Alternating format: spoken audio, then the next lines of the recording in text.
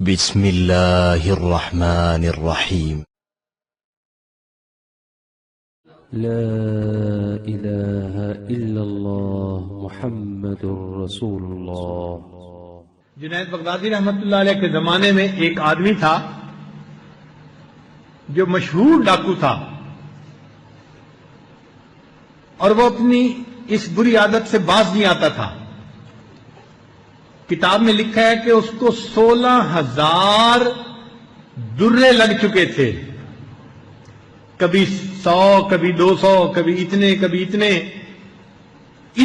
درے لگ چکے تھے. اور اس کے باوجود، اتنی مار کھانے کے باوجود، وہ اتنا پکا تھا کہ چوری نہیں چھوڑتا تھا، ڈاکے مارتا تھا. حتیٰ کہ اس کا ایک ہاتھ بھی کاٹ دیا گیا، تو اب اس کا دوسرا ہاتھ باقی تھا. وہ ایک ہاتھ سے بھی چوری کیا کرتا تھا، ڈاکے مارتا تھا. لوگوں کے اوپر اس کی ہیبت بیٹھی ہوئی تھی. اس کا نام سن لیتے تھے تو لوگ کانپنے لگ جاتے تھے کہ ہم تو اس کے سامنے بھی نہیں جانا چاہتے، اس کی شکل بھی نہیں دیکھنا چاہتے. وہ ڈاکو ایک مرتبہ جنید بغدادی رحمت اللہ کے گھر پہ آ گیا رات کے وقت.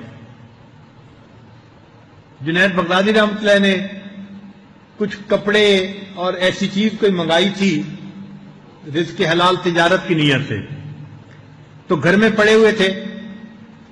وہ جب گھر میں دیوار کود کے آ گیا تو اس نے سوچا کہ چلو میں یہ 2-3 گٹھڑیاں اٹھا کے لے جاتا ہوں.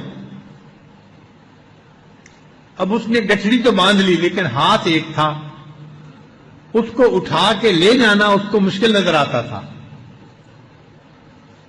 تو وہ ڈاکو انتظار میں تھا کہ مجھے کوئی ہیلپر ملے اور یہ گٹھڑیاں میں اٹھا کے اپنی جگہ پہ لے کے جاؤں. اتنے میں جنید بغدادی رحمۃ اللہ تہجد کے لیے اٹھے اور وہ اپنے گھر کے صحن میں آئے. تو ڈاکو نے ان کو دیکھا تو ڈاکو سمجھا کہ یہ اس گھر کا کوئی نوکر ہے اور یہ اٹھ کے آ گیا ہے. تو ڈاکو نے اس کو بڑی سخت آواز میں کہا، ادھر آؤ اور یہ گٹھڑی اٹھا کے میرے سر پہ رکھو. تو جیسے اس نے روب سے کہا تو وہ بندہ آ گیا اور اس نے آ کے اس کو گٹھڑی اٹھا کے سر پہ رکھنے میں مدد کی. تو ڈاکو سمجھ گیا کہ میں جو کہہ رہا ہوں یہ میری بات مان رہا ہے، تو میں اپنے سر پہ کیوں گٹھڑی رکھوں، اسی کے سر پہ رکھوں. تو پھر اس نے کہا نہیں میرے سر پہ مت رکھو، تم اس کو اپنے سر پہ اٹھاؤ. تو جنید بغدادی اس کے لیے بھی تیار. اس نے اپنے ایک ہاتھ سے مدد کی اور گٹھڑی اٹھا کے جنید بغدادی کے سر پہ رکھ دی اور اس کو کہنے لگا کہ جلدی چلو، اسے تم نے میرے گھر تک پہنچانا ہے اور فجر کا وقت ہونے میں کم وقت ہے، لہذا جلدی چلو. اگر تم نے دیر کی چلنے میں تو میں پیچھے سے تمہیں ڈنڈا لگاؤں گا. اب جنید بغدادی اپنا مال اپنے سر پہ رکھا ہوا ہے اور اس کے گھر کی طرف جا رہے ہیں. اب وہ تو روزانہ چوری کرتا تھا، اس لیے وہ تو صحت مند تھا اور توانا تھا، اور جنید بغدادی رحمۃ اللہ علیہ تو کمزور تھے. سانس چڑھ گیا، تھک گئے، پیچھے سے وہ ڈنڈے مار رہا ہے اور جنید بغدادی رحمۃ اللہ اس کا سامان لے کے چل رہے ہیں. حتیٰ کہ اس کے گھر وہ گٹھڑی پہنچا دی.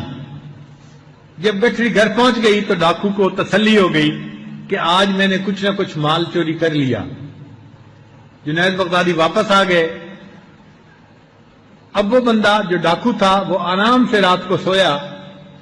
اگلے دن اٹھا تو اس کے دل میں خیال آیا کہ میں نے ایک گھر کے نوکر سے کام لیا تھا، کہیں وہ نوکر میرا راز فاش نہ کر دے، میں ذرا جا کے پتہ تو کروں. تو اس نے سوچا میں جاتا ہوں اور اس گھر کے قریب جا کے دیکھوں گا، اگر تو وہاں لوگ زیادہ ہوں گے تو مجھے پتہ چل جائے گا کہ یہ تفتیش کر رہے ہیں چور کے بارے میں، اور اگر خاموشی ہوگی تو مجھے پتہ چل جائے گا کہ اس نوکر نے میرا راز فاش نہیں کیا. چنانچہ وہ چلتا چلتا جنید بغدادی کے گھر کے قریب آیا. وہاں آ کے اس نے دیکھا کہ لوگ قطار میں آ رہے ہیں اور اس گھر میں داخل ہو رہے ہیں، اور آنے والے سارے لوگ وہ ہیں جن کے چہروں پہ نور نظر آتا ہے، جن کے چہروں پہ سنت نبوی نظر آتی ہے اور جن کے چہروں پہ نیکی نظر آتی ہے. وہ بڑا حیران ہوا. اس نے ایک بندے سے پوچھا آپ لوگ کہاں جا رہے ہیں؟ اس نے کہا تمہیں پتہ نہیں یہ گھر ایک بہت بڑے شیخ کا گھر ہے۔ اس نے کہا اچھا کیا اس شیخ کو میں دیکھ سکتا ہوں؟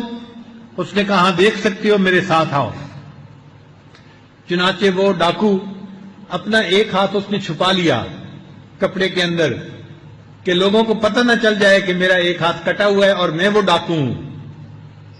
اور وہ اس کے ساتھ چلتا چلتا اس گھر میں جب پہنچا تو اس نے کیا دیکھا کہ رات کو جس کو غلام سمجھ کے اس نے گٹری اٹھوائی تھی وہی بندہ مسند ارشاد پہ بیٹھا ہوا ہے، اور وہ وقت کے بہت بڑے شیخ جنید بغدادی رحمت اللہ علیہ تھے۔